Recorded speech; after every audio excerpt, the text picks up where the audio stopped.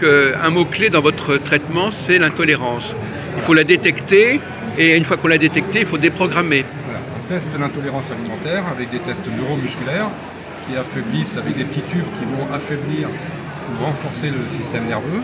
Donc ça nous indique si la personne est intolérante et si elle fixe correctement les vitamines et les minéraux. Et ensuite, on va utiliser les mouvements oculaires. Voilà, le mouvement oculaire. Voilà. Le mouvement oculaire. C'est pour ça que j'avais pensé à... Voilà. Et donc, à chaque fois qu'on a l'œil dans une position, on est en connexion avec une partie différente du cerveau. Voilà. Et on va chercher dans quelle partie le cerveau a logé cette information, cette intolérance, pour effacer cette intolérance et reprogrammer une information positive par rapport à la substance qu'on est en train de traiter. C'est cela.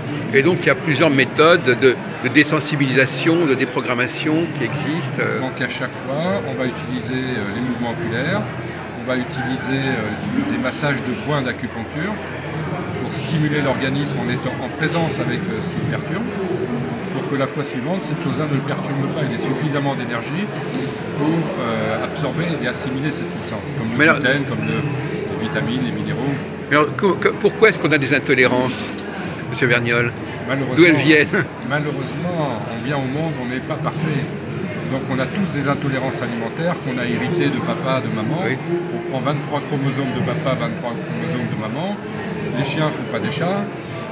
Donc souvent, les gens qui ont des problèmes d'intestin avaient des parents qui avaient des problèmes d'intestin. Donc toutes ces intolérances se transmettent, on vient au monde avec ces intolérances. Ah, d'accord. Plus tout ce qui vient se rajouter à cause de malnutrition, à cause des pesticides, à cause des candidoses, à cause d'une flore intestinale qui est très perturbée. Mais alors, on peut inverser le problème, on peut dire on est tolérant à un certain nombre de choses et qu'un élément nouveau, on va être intolérant. Donc est-ce qu'on peut être on est intolérant à des choses qu'on connaît ou est-ce qu'on peut être intolérant à des choses qu'on ne connaît pas encore? Alors on est intolérant à des choses qu'on ne connaît pas encore. On a tous des intolérances. Personne ne fixe correctement toutes les vitamines et tous les minéraux. Donc quand on ne fixe pas quelque chose, c'est que forcément on est intolérant à cette chose. Le message à le cerveau, le cerveau a le message que les vitamines B c'est pas bénéfique pour lui, donc il va pas fixer les vitamines B, il va les éliminer. Mais en même temps il en a besoin, et donc s'il est carencé, ça va donner des gens hypersensibles, un peu comme des éponges, qui vont capter tout le stress des autres sans savoir pourquoi. Une fois qu'on a déprogrammé l'intolérance aux vitamines B, le corps va fixer les vitamines B dont il a besoin. Alors que s'il est intolérant, même si on en prend, si c'est une petite intolérance, ça va aller mieux, mais dès qu'on arrête, ça revient. Mais si c'est une forte intolérance, plus on en prend, pire c'est. Les gens qui mangent cru, par exemple, et qui ballonnent, et quand c'est cuit, ils ne ballonnent pas, sont des gens qui sont intolérants à la vitamine C. Quand c'est cuit, la cuisson a détruit la vitamine C. Ah, voilà. On enlève l'intolérance à la vitamine C, et très souvent, en une ou deux séances, ils peuvent en manger cru. D'accord. Alors qu'avant, ils ballonnaient dès qu'ils mangeaient cru. Est-ce qu'il y a une différence entre le mot intolérance et le mot allergie? Le mot allergie, ça va être une intolérance plus. L'allergie, ça va se manifester tout de suite et d'une manière visible. Il y a une réaction visible, généralement un œdème, des plaques, des choses visibles dans l'allergie. Alors que l'intolérance, ça va être plus sournois, ça va être le corps va mieux s'adapter et va avoir des signes et des symptômes plus subtils. Mais alors il y a aussi la question de la quantité. Parmi les mots, on dit beaucoup, je crois que vous l'avez dit aussi, je ne sais pas, quand on mange trop de certaines choses, aussi il y a un problème. Il y a l'intolérance qualitative et l'intolérance quantitative. Non, donc l'intolérance, si elle est faible, si on en mange peu, ça ne va pas se manifester. Voilà. Par contre, si l'intolérance est faible ou forte et qu'on en mange beaucoup, elle va se manifester. Oui. Moi, par exemple, je fais 3 semaines de raisin au mois de septembre. Pendant 3 semaines, je mange que du raisin et j'ai aucun problème. Oui. Même si j'en mange beaucoup, je ne vais pas devenir allergique au raisin. Non. Alors que si j'avais fait ça quand j'étais enfant et que j'étais intolérant au fructose et à la vitamine C, là, ça m'aurait donné des gros problèmes d'intestin. Et comme j'ai enlevé mes intolérances au fructose et à la vitamine C, maintenant je peux en manger autant que je veux, j'ai plus de soucis. C'est-à-dire qu'une fois qu'on n'est plus intolérant, la quantité ne joue plus. Aucune importance. La vache peut manger de l'herbe toute la journée, elle n'est pas malade. Par contre, si elle mange des farines animales, elle devient folle. Elle en mange beaucoup ou pas beaucoup, ça ne change rien. Donc la question des gens qui mangent trop de quelque chose, ça n'existe pas. C'est essentiellement lié à une intolérance aux produits. Il y a une intolérance, donc les gens au-delà d'un certain seuil.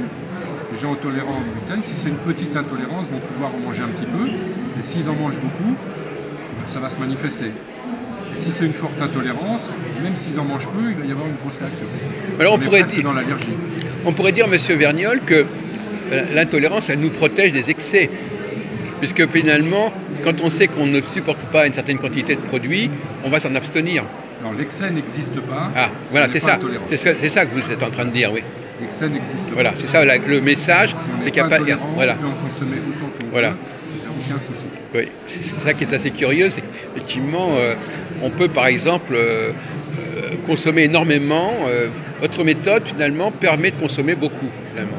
Non, la méthode permet de consommer peu parce qu'on n'a plus besoin. Une fois qu'on fixe les vitamines et les minéraux, on n'a plus besoin de se gaver, on n'a plus besoin de manger beaucoup parce qu'on a réglé ces problèmes de manque, on a réglé ces problèmes de carence, puisqu'on fixe.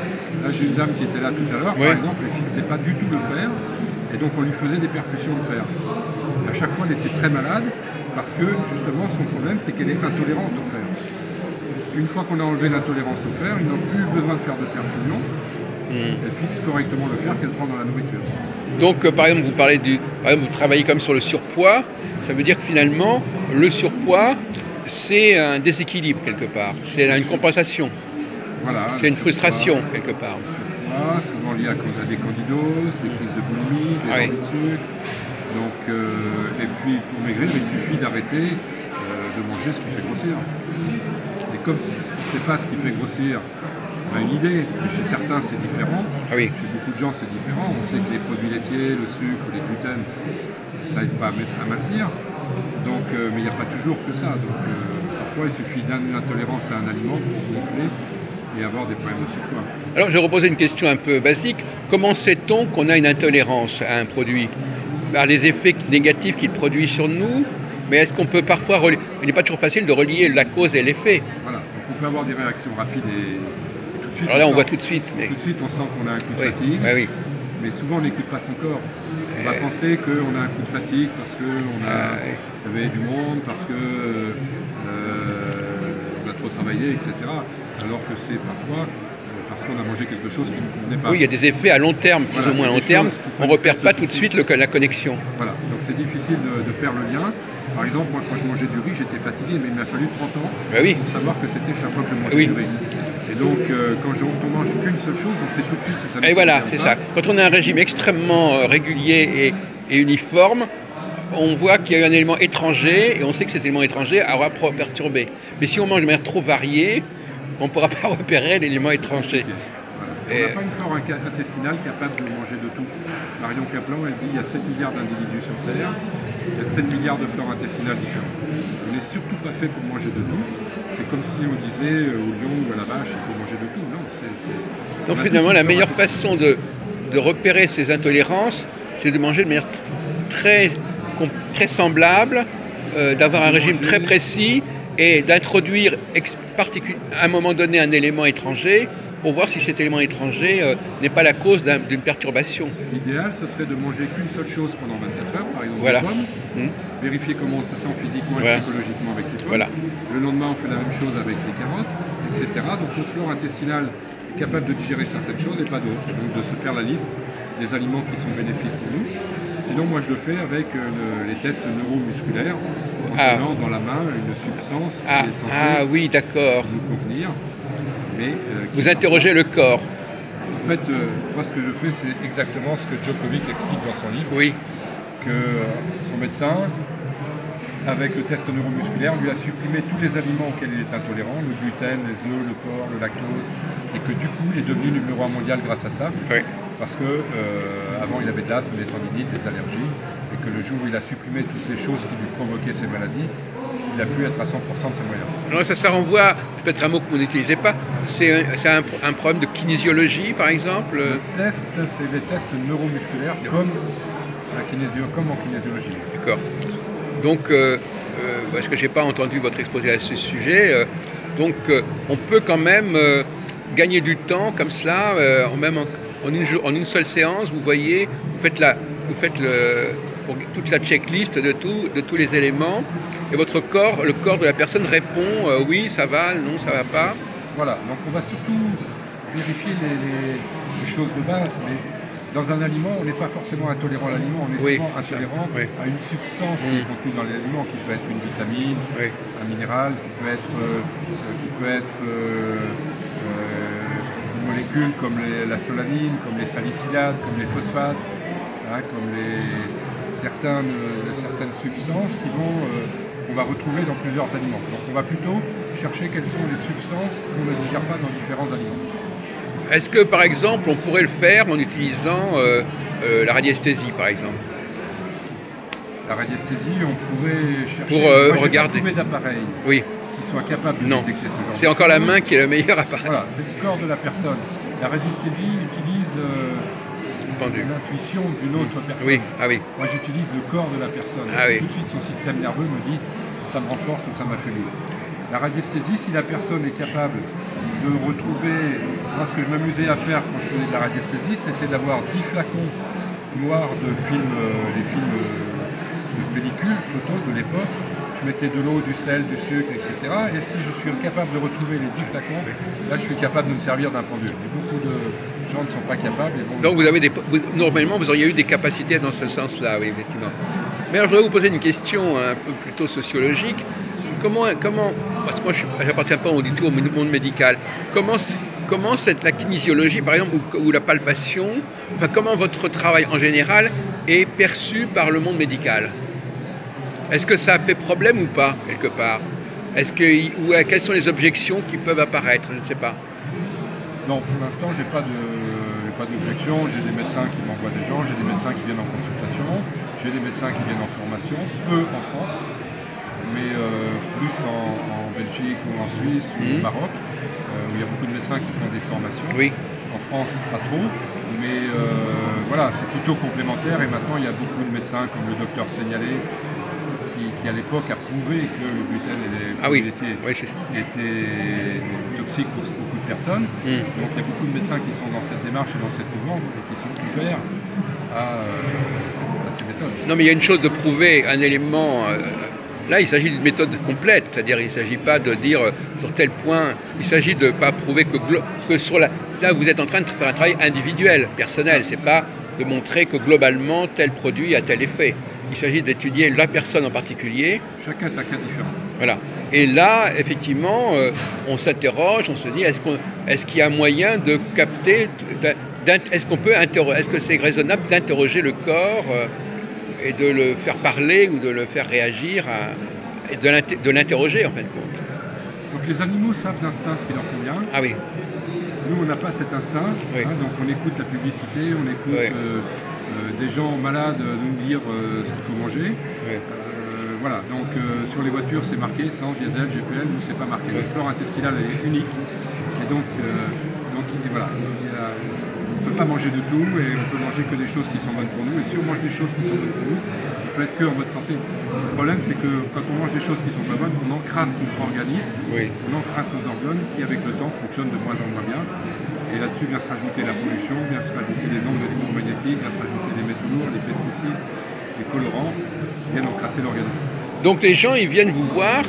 Ou alors, de toute façon, est-ce qu'on peut voir immédiatement quand on voit quelqu'un qui subit quelque chose qui ne va pas quelque part. Enfin, on ne sait pas exactement quoi, mais il est victime d'une forme d'intolérance. On peut le voir quand même assez rapidement. Oui, bien sûr. En même temps, pourquoi? C'est un autre sujet, mais dans un premier temps, ça apparaît en le voyant. Par exemple, on peut dire, en voyant quelqu'un, il y a quelque chose de l'intolérance chez vous. Oui. Je sais pas, je pose une question comme ça. Oui, on peut voir des gens qui ont un petit peu de ventre, on peut soutenir une candidose par exemple, hein, on peut en 2-3 questions, on peut savoir s'ils ont des intolérances ou pas. Après, lesquelles, ça il faut les chercher, donc on va questionner le corps en mettant des petits tubes avec différentes substances qui vont renforcer ou affaiblir le système nerveux. Ensuite on va déprogrammer ce qui affaiblit le système nerveux pour que ça renforce, parce que tout ce qu'on mange est censé nous renforcer, non pas nous affaiblir. Donc les gens qui ont des problèmes de ballonnement, de gaz, de constipation, de diarrhée, des gens qui ont des fatigues après les repas, donc sont forcément des gens qui ont des intolérances alimentaires, le corps ne peut pas mieux le signaler, Par contre, après, c'est plus difficile de faire le lien avec une maladie comme la fibromyalgie, de savoir quel aliment vient créer de l'acidité dans le corps. Mais alors, tout à l'heure, comme vous avez exposé, vous avez parlé qu'il y a aussi des problématiques extérieures. Par exemple, donc ça, c'est un autre sujet. Donc quelqu'un qui est intolérant au bruit, par exemple, ou intolérant à la voix. Je ne sais pas comment on pourrait dire ça, mais je veux dire, des gens qui sont très perturbés dès qu'il y a du bruit autour d'eux. Ça les empêche de fonctionner. Et donc ils pourraient souffrir. Leur système nerveux, donc on va le déprogrammer de la même façon. Mais là, ça n'est plus au niveau alimentaire. C'est plus au niveau alimentaire. Donc il y a des choses externes qui peuvent nous perturber, des lieux, des ondes électromagnétiques, des bruits, des personnes qui peuvent nous affaiblir, qui peuvent nous perturber. Et donc on déprogramme de la même façon pour que ces choses-là ne nous perturbent plus ou beaucoup moins. Alors pour terminer, est-ce que ça a un rapport avec le problème de l'hypnose, par exemple? Ou du moins, est-ce que l'hypnose peut aider dans ce domaine-là? Non, l'hypnose va isoler le problème, mais ça ne va pas régler le problème. Non. Hein, par exemple, les gens allergiques au pollen sont des gens qui sont allergiques au sulfite. Donc là, on va enlever l'intolérance au sulfite, alors que l'hypnose va isoler le problème, faire en sorte que la personne ne soit plus allergique aux fruits, par exemple, ou au pollen, mais peut-être qu'elle aura de l'eczéma ou qu'elle aura un autre problème, parce que son intolérance au sulfite sera toujours là. Oui. Donc il va se déplacer. On va plus faire sur l'allergie au pollen, mais il va se régler ailleurs. Mais il y a aussi, enfin, en réfléchissant bien, par exemple, si on prend la question des laitages, a priori, quelque part, nous serions quand même, à un moment donné, en tant qu'espèce humaine, nous serions allergiques au laitage. Est-ce qu'il y a des choses qui sont intolérantes pour l'humanité tout entière et pas pour un individu en particulier, des intolérances collectives? Parfaitement. Les produits laitiers, par exemple. Les produits laitiers, on sait que carrément, il n'y a aucun individu qui est vraiment fait pour ça. Aucun. Il n'y a aucun mammifère qui consomme des produits laitiers d'un autre mammifère, et puis tous, dès qu'ils ont des dents, ils arrêtent de manger. Hein, ça contient des hormones, qui sont des hormones de croissance pour les animaux. Ça contient un calcium qui n'est pas forcément assimilable pour nous. Ça contient de l'acide lactique, donc on sait que quand on fait du sport, on produit de l'acide lactique, il faut du temps pour l'éliminer. Donc voilà, il n'y a pas grand-chose. C'est vraiment fait pour les produits laitiers. Chaque fois que j'en mange, et pourtant j'ai fait des prises de sang, je ne suis pas intolérant, mais si j'en mange 2-3 jours de suite, j'ai des douleurs articulaires dans les doigts, et le docteur signalait que c'était une grosse majorité de guérison dans plein de maladies. Alors justement, la question que je voudrais vous poser, c'est est-ce qu'on peut se guérir, on peut se prémunir contre cette intolérance au lait? Non. Parce que finalement, on pourrait dire, l'intolérance, elle existe, mais on pourrait éventuellement supprimer cette intolérance. Non, malheureusement, j'aimerais bien, mais malheureusement, non. C'est comme l'arsenic, on ne peut pas supprimer l'intolérance. Même si on en mange, ça reste un poison. Même si on enlève l'intolérance. Bon, merci beaucoup. Ben, voilà. Merci de votre renseignement.